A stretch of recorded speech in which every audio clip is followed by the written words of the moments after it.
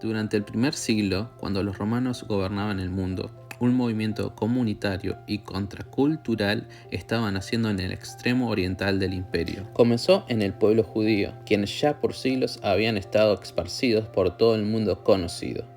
Pero sin importar dónde se encontraran o su dialecto, ellos preservaban sus costumbres y tradiciones, como la familia de Abraham, devotos del único Dios verdadero. Todos los años ellos viajaban a Jerusalén para las fiestas sagradas. Durante una de estas fiestas, Pentecostés, los visitantes se encontraron con un grupo de judíos que podrían hablar en cada uno de sus dialectos nativos. Ellos contaban la historia de Jesús, de su vida, su muerte y su resurrección, y cómo ahora Él estaba exaltado como el Rey verdadero de Israel y de todo el mundo. Jesús estaba llamando a adoptar un conjunto de valores que parecían estar al revés, y vivir bajo su gobierno llamado el Reino de Dios. Y miles de judíos decidieron quedarse en Jerusalén y unirse al movimiento, creciendo en número y en influencia, ganando el favor de la gente, pero no el de los líderes de Jerusalén. Ellos pensaban que todo esto se trataba de una secta peligrosa, al punto de ejecutar uno de sus líderes llamado Esteban. Jerusalén ya no es segura, y la mayoría de los seguidores huyen a la región de Judea. Se podría pensar que esto sería el final de la historia, pero esta tragedia se convirtió en la razón por la cual este movimiento se esparció fuera de Jerusalén.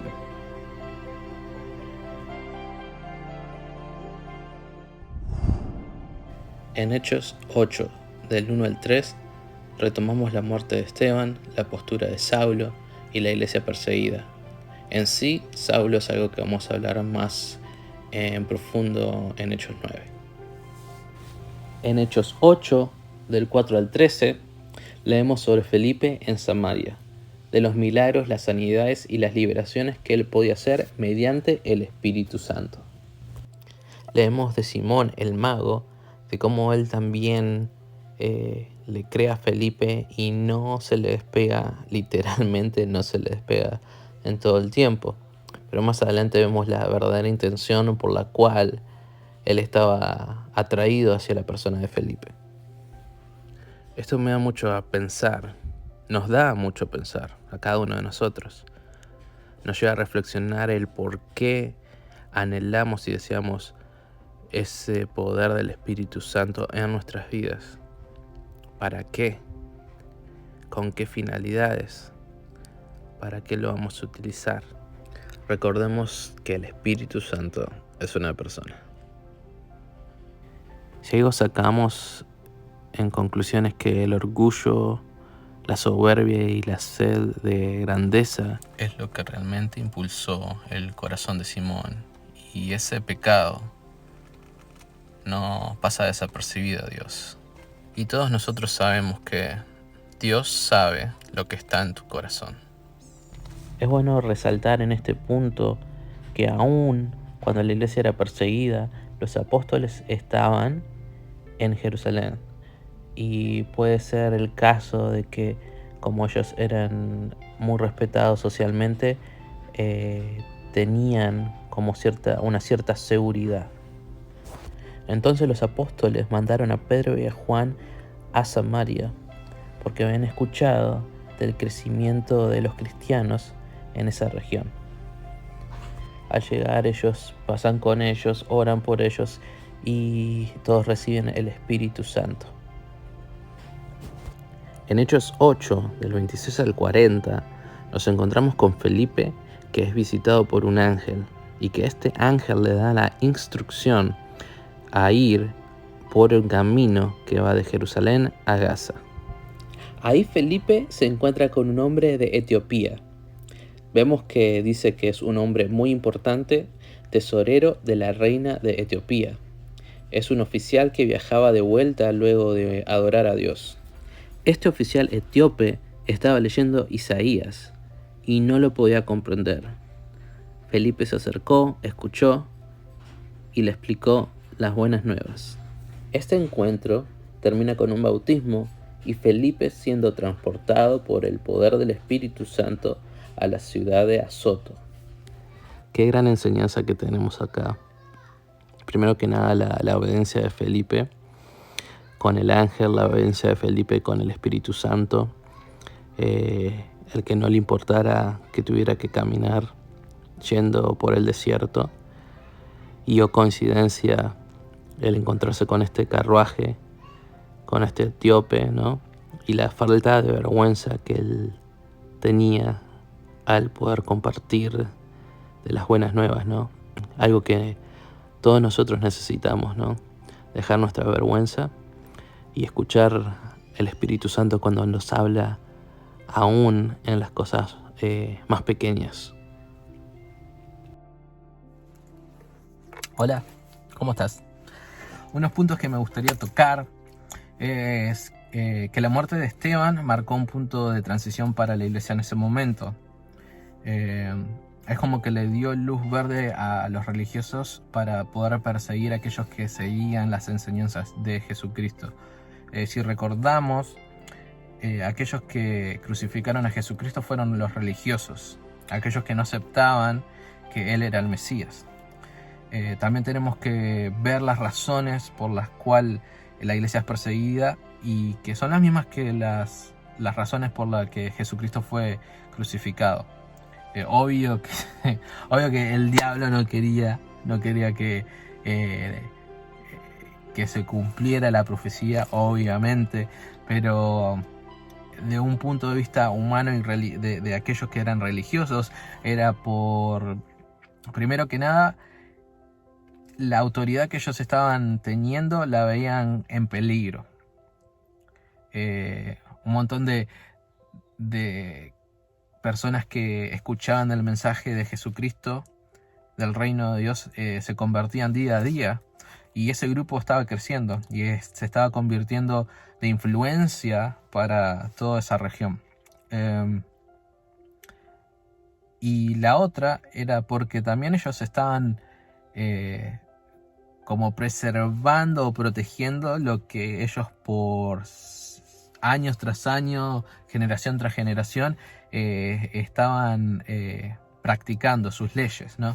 Entonces eso es bueno para poder comprender cuáles fueron las razones por la persecución en sí, porque el que le dio la luz verde, el que quiso acabar con este movimiento, fueron aquellos que estaban en el poder, por así decirlo, en ese momento, que eran los religiosos. Otra de las cosas es que si bien eran los seguidores que estaban saliendo de Jerusalén, los apóstoles se quedaron. Y una de las razones porque ellos tenían influencia y eran respetados en Jerusalén, pero no estaban en la misma no tenían la misma protección, por así decirlo, aquellos que eran nuevos convertidos y que no eran conocidos, ¿no? Entonces ellos eran los que sí se estaban yendo de Jerusalén. Sabemos que la persecución para aquellos que eran seguidores de Jesucristo no fue simplemente un bullying, como en la actualidad se hace, ¿no? Que si a vos no te gusta lo que un pastor compartió, predicó, lo que un líder dijo, entras a Facebook y haces un comentario, ¿no? Y uno piensa que va a cambiar, no sé, la humanidad con eso. Pero no era así, sino que en ese momento cada persona que aceptaba seguir a Jesucristo sabía que estaba firmando un documento que podía llegar a atentar contra su misma vida, ¿no? Obvio que Jesús nos advirtió de esto, pero no solamente, si yo me pongo en ese momento, mi persona estaba tentando, si yo estaba en ese momento, no solamente yo era la persona que podía perder mi vida, sino que también tendría que pensar en mi esposa, en mis hijos, en mi familia alrededor. Pero inclusive algo tan macabro y tan malo como la persecución a los cristianos en ese momento, Dios revierte todo eso y lo transforma lo utiliza para esparcir el reino de Dios, el conocimiento del Mesías, de Jesucristo y de su nuevo reino alrededor de Jerusalén, en primera instancia con los judíos, pero también después con la gente que era gentil, aquellos que no eran judíos. Bueno, en este momento me gustaría que ustedes hicieran una pausa para buscar unos pasajes bíblicos, leyeran y reflexionaran en ellos. Tengo para pasárselos a ustedes. Van a estar acá arriba también, pero tómense tiempo para leer y reflexionar. Juan 15, 18 al 20, Mateo 10, 28, Segunda de Corintios 4, 8 al 10, Segunda de Corintios 4, 17 al 18.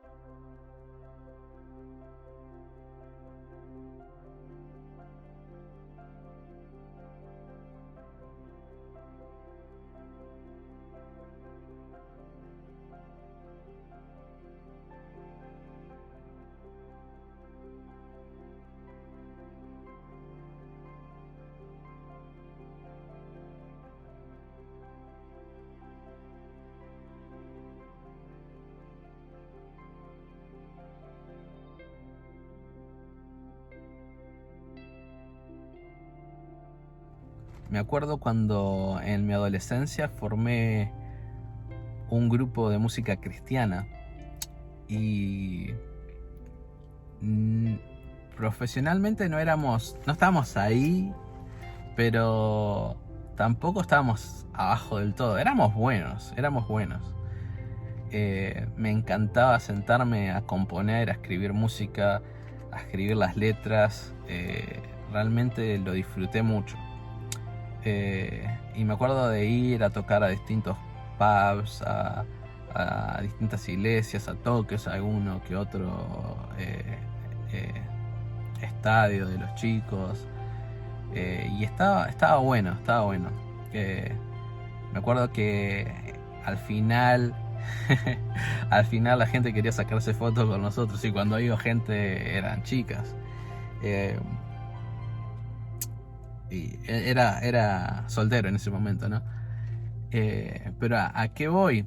Es que siendo adolescente teníamos esa tentación y hablando personal, tenía esa tentación de haber saboreado lo que era el reconocimiento humano, ¿no? Y lo que era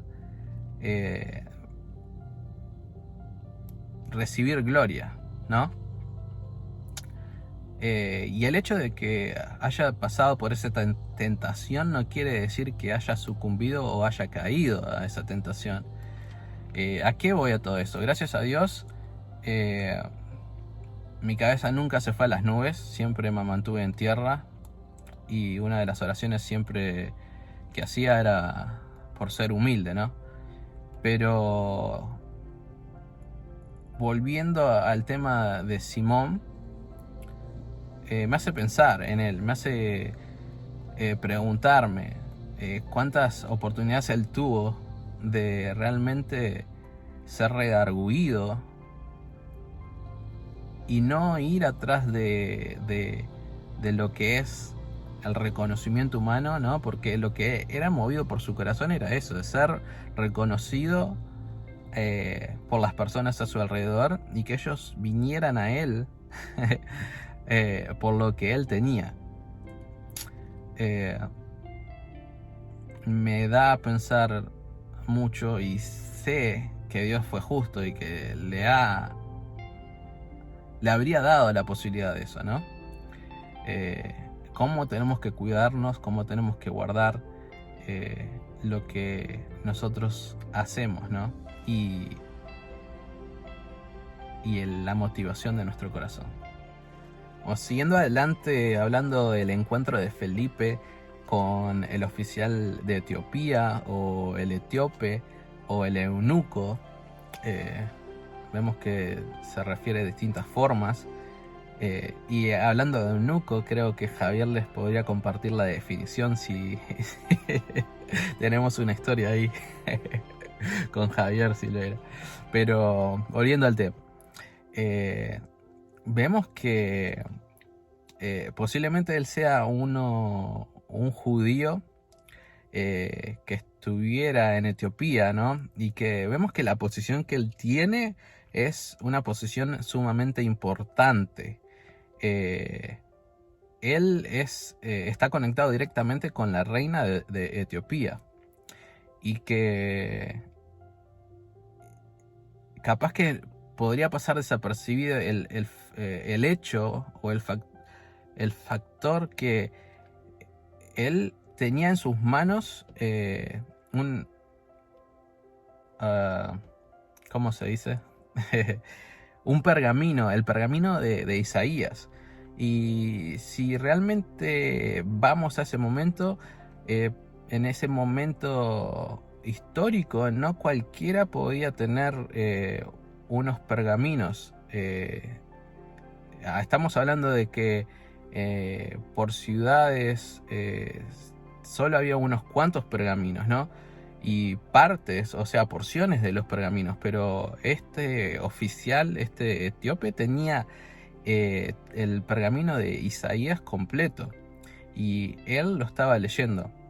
Vemos que para el momento específico en el que él lo estaba leyendo, cada judío que estaba viajando hacia Jerusalén para compartir y para celebrar las festividades, era como la porción en la que ellos tendrían que estar leyendo en ese momento, ¿no? Y vemos que estaba de camino.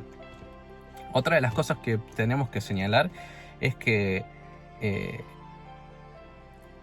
la Biblia nos dice que él era eunuco. O sea, un eunuco no podía participar con aquellos que iban a entrar, los judíos que iban a entrar a celebrar. O sea, él tendría que estar afuera con los gentiles. ¿Por qué? Porque el hecho de que él era eunuco no le permitía eso. Entonces vemos que él es muy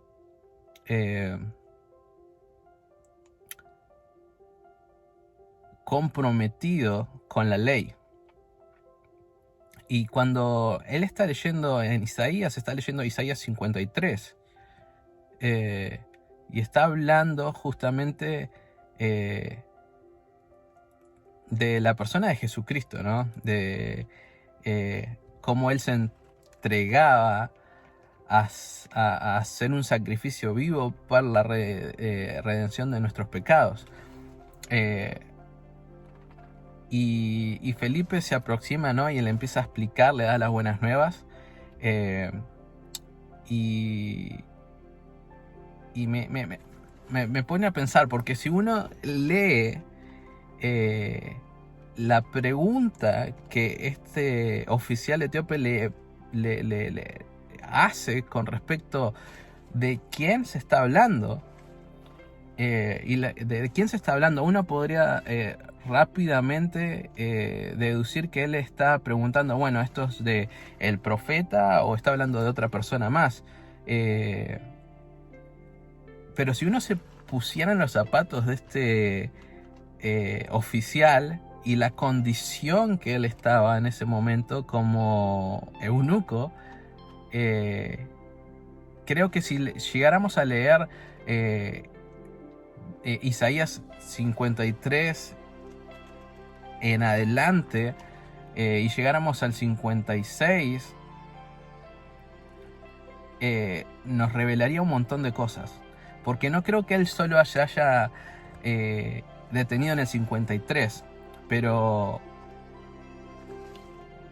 cuando uno llega a leer, y me gustaría poner la escritura acá, 56 nos da una revelación mucho mayor. Vemos que Felipe podría haber compartido mucho más que solo eso, y que sí termina con el bautismo de este oficial. Pero vamos a ver lo que dice Isaías 56. Así dijo Jehová: guardad derecho y haced justicia, porque cercana está mi salvación para venir, y mi justicia para manifestarse. Bienaventurado el hombre que hace esto, y el hijo de hombre que lo abraza, que guarda el día de reposo, para no profanarlo, y que guarda su mano de hacer todo mal. Y el extranjero que sigue a Jehová no hable diciendo: me apartará totalmente Jehová de su pueblo. Ni el eunuco, ni el eunuco. He aquí, yo soy árbol seco. Porque así dice Jehová: a los eunucos que guarden mis días de reposo y escojan lo que yo quiero y abracen mi pacto, yo les daré lugar en mi casa y dentro de mis muros, y nombre mejor que el de hijos e hijas. Nombre perpetuo le daré, que nunca perecerá.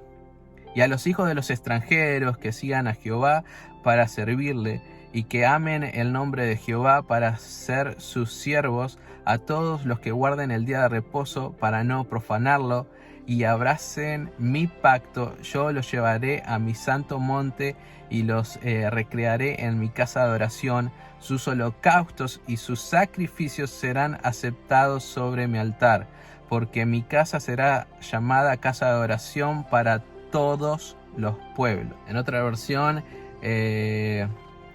específicamente dice: ni tampoco el eunuco debe decir: soy un árbol seco, porque el Señor dice: si los eunucos respetan mis sábados y si cumplen mi voluntad y se mantienen firmes en mi alianza, yo les daré algo mejor que hijos e hijas. Les concederé que su nombre quede grabado para siempre en mi templo, dentro de mis muros. Les daré un nombre eterno y que nunca será borrado. Está bueno, ¿no? Y vemos como que Felipe, teniendo el conocimiento que tenía, podía haber seguido enseñando, no solo deteniéndose en el 53, sino también llegando hasta el 56 y dándole la respuesta que hubiera cambiado su vida para siempre. ¿En qué sentido? Estoy hablando en que vemos que luego de su encuentro, se nos explica muy, no tan detalladamente, todo lo que se les pudo llegar a hablar y se le pudo llegar a enseñar de Felipe hacia el oficial, pero podríamos llegar a deducir de que su vida fue cambiada porque fue revelado sí el Mesías que había venido por él mismo, ¿no? No solo deteniéndose en ese versículo, sino siguiendo adelante, él haya entendido y comprendido que él formaba parte de lo que en ese momento él era excluido por una condición física, ¿no? Que él tenía. A veces nuestra mente es finita, se detiene en esa historia y no tratamos de pensar en lo que fue de la vida de este oficial, porque rápidamente, si nos sentáramos a pensar, es decir, fue convertido, fue bautizado, recibió, decimos que el Espíritu Santo, volvió a cumplir la función en que él estaba al lado de la reina. Y podemos deducir de que no solamente él se quedó con esa bendición, sino que también él esparció, y no somos conscientes, porque no se nos dice cuántas personas podrían haber sido convertidas por este oficial etíope. Entonces vemos como Dios coordina todo de una forma tan perfecta que no se le escapa nada, es increíble,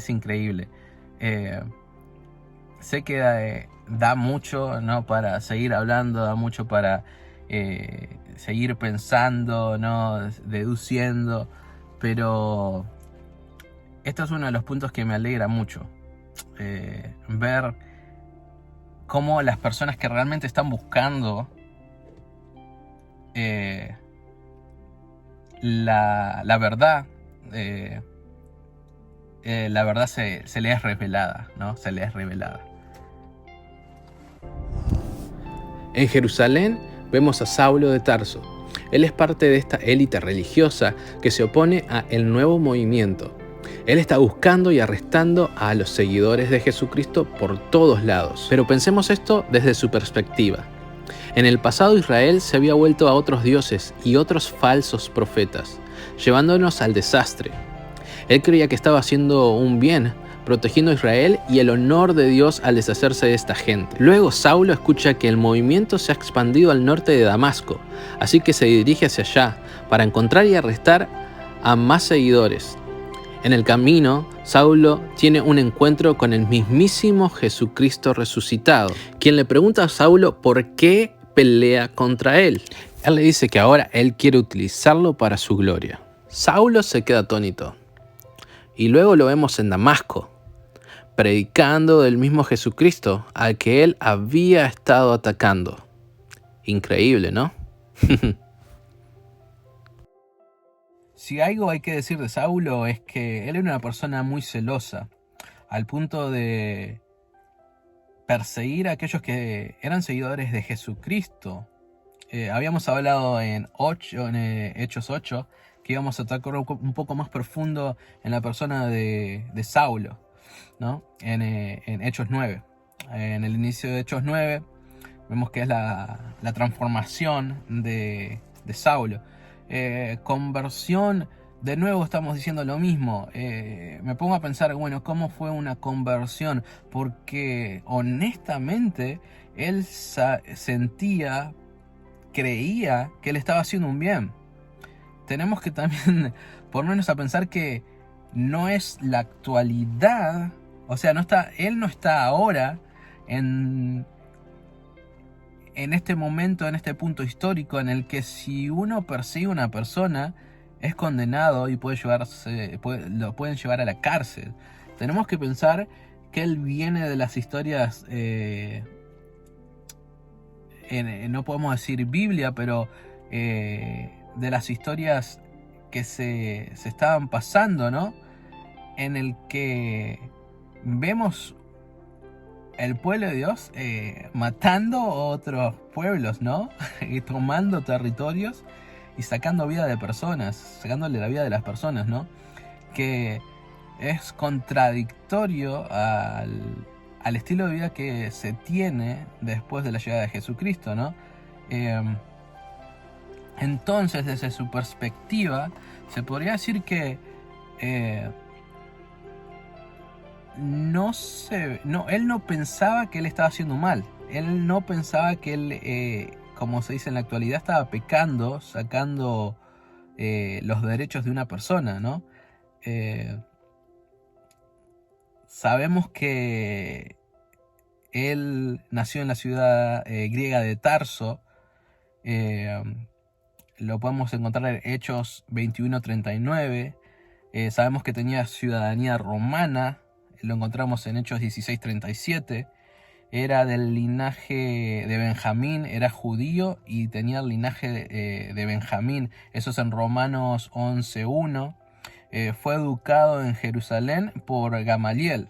Eso lo encontramos en Hechos 22:3. Y hacemos un stop acá porque la educación que él tuvo lo llevaba al punto en el que se podría decir que él había hecho la escuela, había ido al liceo, había hecho universidad, había hecho un máster, un doctorado y siguió. Estaba como un nivel superior en estudios, ¿no? El hecho solo de que él haya podido llegar a estudiar con Gamaliel hablaba por sí. Es decir, si en ese momento histórico vos ibas a una sinagoga y entrabas diciendo que eras un estudiante de Gamaliel, tenías las puertas abiertas. A eso me refiero en el sentido del respeto que Saulo tenía dentro de las personas judías, dentro de los religiosos. Él se convirtió en un fariseo, era un maestro respetado de la ley judía, y eso lo encontramos en Hechos 5:34. También está en Hechos 23:6. Y sabemos que él hablaba una lengua hebrea, y eso lo encontramos en Hechos 21:37 al 40, creo, o no, 37 y 40, sí, 37 al 40. Y más tarde es conocido como por su nombre latino, que era Pablo. Eso está en Hechos 13:9. Espero, si estoy mal, por favor, Ana, corregime. Pero una de las cosas increíbles que pasó en la transformación, y otra vez diciendo transformación, personalmente diría que sería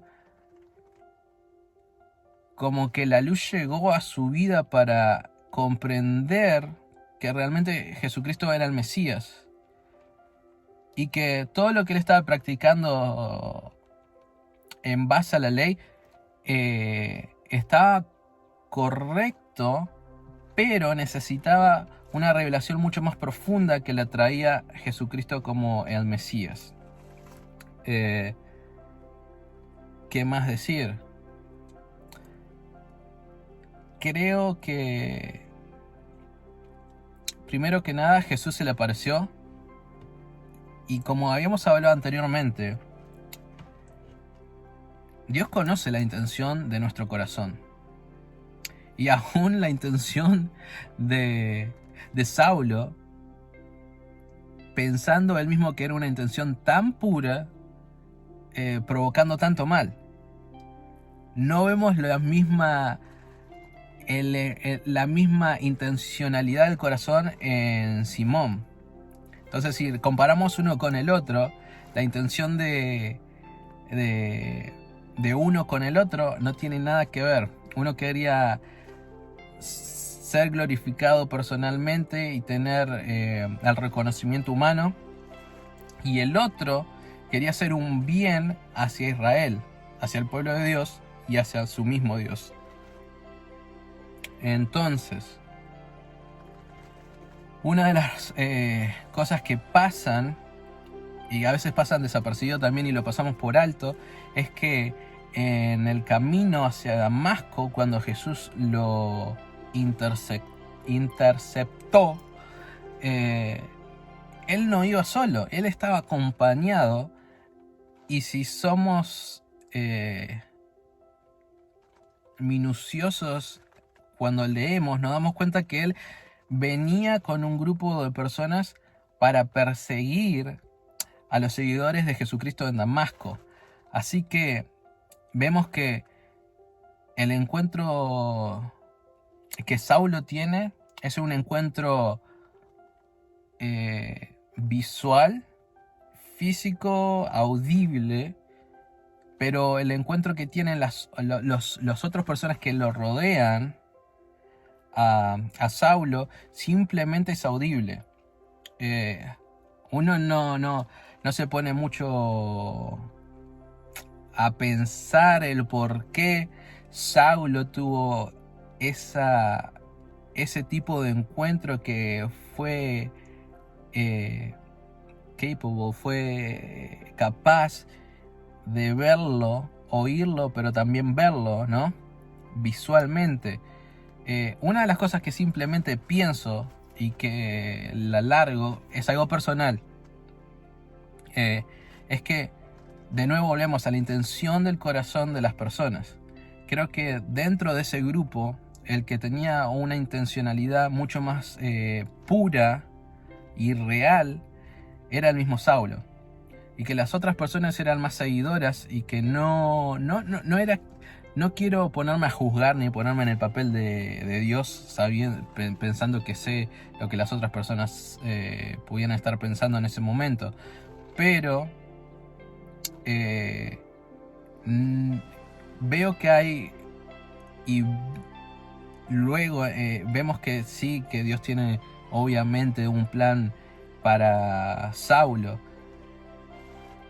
pero me hace pensar cuál era la intención del corazón de las personas que estaban alrededor de Saulo, y que por cuáles fueron las razones por las que ellos no tuvieron el encuentro visual con la persona de Jesucristo resucitado.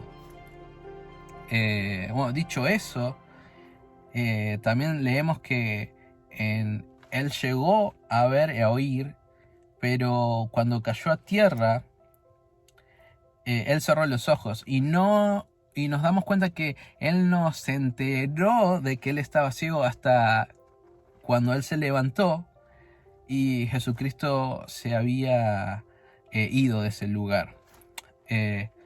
Otra de las cosas que me gustaría resaltar es que vemos a un Saulo luego que pasa 3 días ayunando y orando. Y en ese periodo de tiempo de tres días, ¿no? Me gustaría que nosotros, nos pusiéramos en los zapatos de Saulo y que viéramos desde su perspectiva cómo él se podía haber sentido. ¿Por qué? Imagínate que él toda su vida pensó que estaba en lo correcto, que él cumplió cada ley que se le había puesto en la Torá y en las normativas o la ley oral. Entonces él estaba cumpliendo todo, al punto de perseguir cristianos y ser una de las personas que dio el visto bueno a la muerte de Esteban. Entonces toda la persecución cristiana y la muerte de Esteban recayó sobre sus hombros. Imagínate lo mal que él se podía haber llegado a sentir. Imagínate el peso que sobrecayó en la vida de Saulo al darse cuenta de que estaba en lo incorrecto. Entonces, de nuevo va a la intencionalidad del corazón. Vemos que él ayuna, no come nada, ora, pierde sus fuerzas por 3 días. Y creo que eso da mucho que hablar de el arrepentimiento que él tenía hacia la actitud que él había tenido contra los seguidores de Jesucristo. Otra de las cosas que son muy representativas en el momento de la vida de Saulo es cuando él recobra la vista. Vemos que él había vivido toda una vida, pero había vivido toda una vida a ciegas, y capaz que a ciegas espiritualmente, que se reflejó luego del encuentro con Jesucristo, que pasó de lo espiritual a lo físico. O sea, su percepción de lo que era correcto estaba totalmente erróneo, hasta el momento donde él fue redarguido y él mismo fue convencido de que lo que él estaba haciendo estaba mal. Ponete a pensar de que tuvo que ser el mismo Jesucristo resucitado el que estuviera enfrente de Saulo.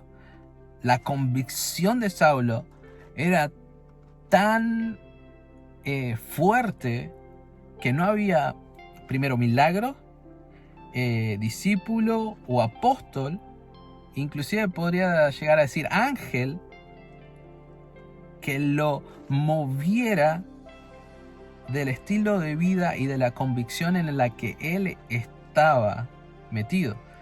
El mismo Jesucristo tuvo que presentarse para cambiar lo que él estaba creyendo hasta ese momento. Entonces vemos que toda su vida ciego se refleja en esas escamas duras que están sobre sus ojos por 3 días. Luego de eso recibe el Espíritu Santo y una transformación que ninguno podía llegar a creer. Era la misma persona que días atrás estaba persiguiendo. Es más, era la misma persona que legalmente estaba buscando papeles, documentos que avalieran lo que él estaba haciendo. Y lo vemos él en ese momento.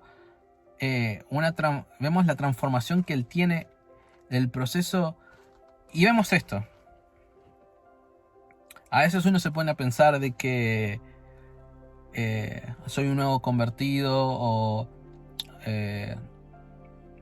llevo tanto tiempo en la iglesia y necesito de tanta preparación, ¿no? O me mandé una macana, necesito pasar tanto tiempo de espera para poder compartir afuera de las paredes de mi casa, de la iglesia, de lo que Dios es, ¿no? Y acá estamos enfrente de una persona en la que realmente se mandó la metida de patas de su vida. Obviamente que hay un arrepentimiento, y como más adelante voy a volver a decir, está la llenadura del Espíritu Santo, pero no hay una pérdida de tiempo. A lo que voy, el Espíritu Santo es el Espíritu Santo. El Espíritu Santo es el mismo Espíritu Santo que puede llenarme a mí con 34 años, 23. Es el mismo Espíritu Santo que puede llenar a un niño de 12 años, a un niño de 6 años, a una persona que jamás ha escuchado de Dios y es llenado del Espíritu Santo a sus 40 años. No hay tiempo que nosotros podamos poner de limitación para poder compartir las buenas nuevas. Una de las cosas que Saulo tenía claro era que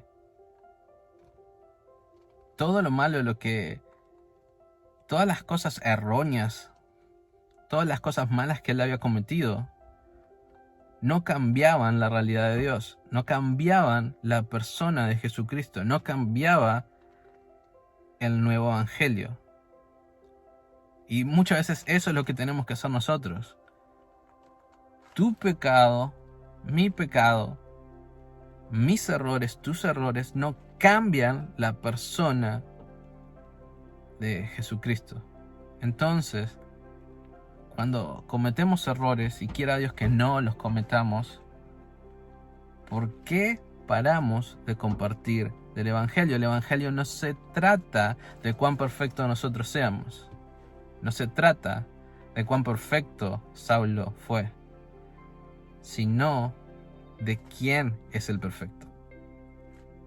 Y vemos reflejado lo que pasó en la vida de Saulo. Vemos que el impulsor de todo eso sí fue un arrepentimiento genuino, pero también como el booster, como añadido a eso, el poder del Espíritu Santo que él recibió. Y como la convicción, y eso es lo bueno, ¿no? El tipo de persona de Saulo era de la convicción tan fuerte de sus creencias. Y al transformarse en un seguidor de Jesucristo, vemos la misma perspectiva que él había tomado, nadie lo iba a mover.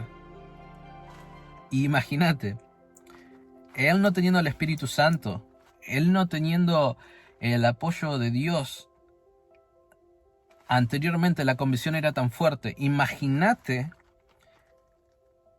teniendo un grupo de personas que estuvieran orando por vos, teniendo que nada más, sobre todo el Espíritu Santo y el poder de Dios sobre tu vida. Imagínate el tipo de persona que él ya llegó a convertir. Impresionante. No podemos nunca juzgar, no podemos decir y ponernos en el papel de Dios que cierto tipo de persona por su estilo de vida no va a poder convertirse o no va a poder ser un creyente. Jamás, jamás, jamás.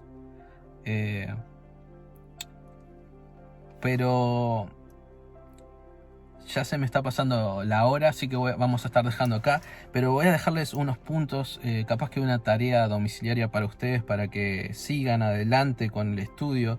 Y me gustaría que estuvieran leyendo en Hechos 9:23, Hechos 9:26, Hechos 9:32 y Hechos 9:36. Van a ver que tiene distintos títulos, cada uno de ellos, el escape que Saulo tiene de los judíos, Saulo en Jerusalén, creo, y creo que dice curación de Eneas y Dorcas, la resurrección de Dorcas. Entonces me gustaría que cada uno de ustedes pudieran leer estos puntos que necesitamos seguir estudiando, y que pudieran reflexionar y sí poner en papel algunos puntos que le hayan llamado la atención. La verdad que me encanta haber tenido esta oportunidad de estar con ustedes. Sabemos que estamos separados por tantos kilómetros, ¿no? Pero es lindo ver que hay un grupo de personas que realmente están interesados en saber más de la Biblia. Está buenísimo. Yo me he tenido que escapar muchas veces de casa para poder llegar a hacer este video, porque ahora mismo estoy afuera, porque si estoy adentro hay un ruido con los niños, y tengo que esperar que se duerman, tengo que esperar que Si uno está llorando tengo que volver a reiniciar el video. Pero ha sido una bendición muy grande para mí poder compartir con ustedes. Espero que haya sido de bendición para ustedes. Una vez más, muchas gracias, Ana, por darme el privilegio de conectarme con ustedes a la distancia. La verdad que me alegra mucho, trae mucho gozo para mí poder ser parte y aportar un poquito, un granito de arena a todo lo que se está haciendo ahí. Así que Dios les bendiga. Por favor, repito, Hechos 9:23, 9:26, 9:32, 9:36, cada uno del 23 en adelante hasta el 26, del 26 al 32 y del 32 al 36, del 36 hasta el final. Por favor, hagan eso, lean, marquen los puntos que les llame más la atención. Pueden hacer algún tipo de comparación y nos estamos viendo. Muchas gracias, Dios les bendiga y ha sido un honor estar con ustedes. Dios les bendiga.